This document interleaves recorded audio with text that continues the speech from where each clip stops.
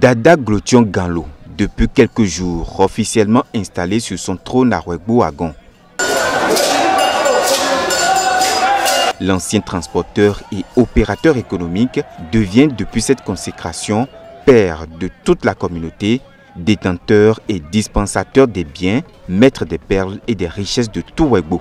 La cérémonie a drainé du beau monde et Ouégbou a dansé et bu en l'honneur de son nouveau roi.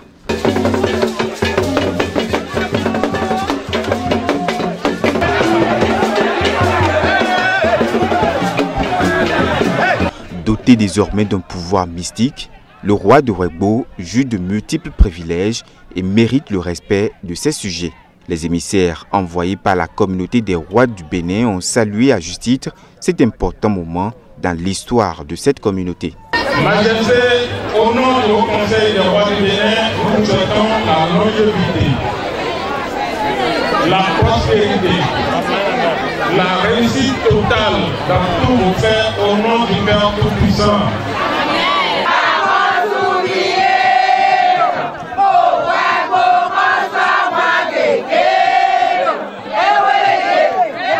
Trois temps forts ont marqué l'installation officielle du nouveau roi de Ouégbou-Agon.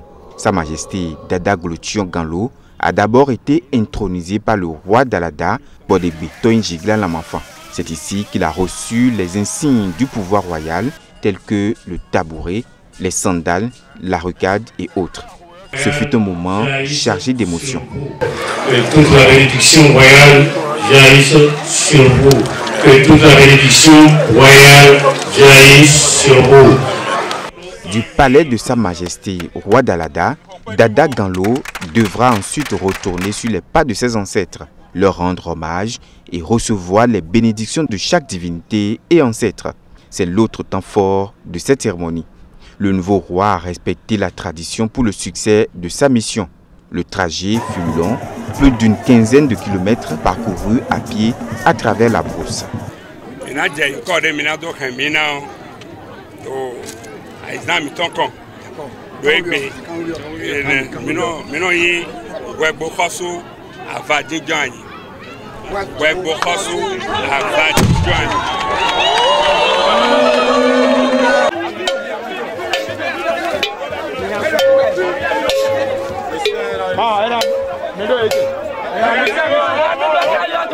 Anciennement appelé Eugène Dada Glotion Ganlo, a dû tronquer son nom pour devenir un être sacré à Ouégbou. C'est une nouvelle page de l'histoire de cette communauté qui s'ouvre ainsi.